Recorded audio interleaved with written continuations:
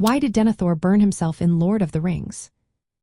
Imagine a leader so overwhelmed by despair that he chooses to end his own life rather than face what he believes is inevitable.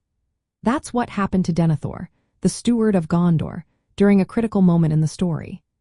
As the ruler of Gondor, Denethor was responsible for defending his city against the forces of Mordor. But during the siege of Minas Tirith, he faced a series of devastating setbacks that shattered his hope. His son Boromir had been lost in battle, and his other son Faramir was gravely wounded. Seeing Faramir near death pushed Denethor into a deep state of grief and hopelessness.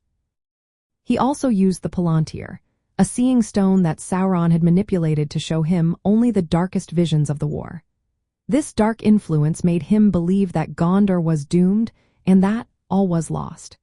His perception was distorted, and he felt powerless to change the course of events.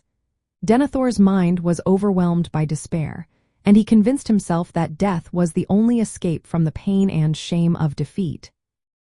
In his mind, he thought that dying on a funeral pyre would be a noble end, and he even wanted to take Faramir with him.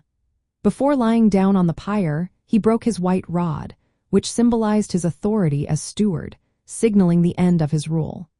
His actions were driven by a mix of personal grief, a sense that he had failed his city and family, and the corrupting influence of the Palantir.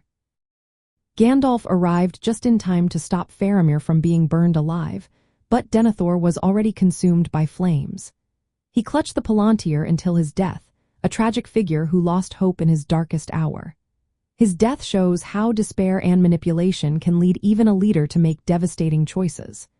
It's a reminder of how important hope and clarity are, especially in times of crisis. Denethor's story is a powerful example of a human leader pushed to the brink, illustrating the dangers of losing faith in oneself and the importance of resilience.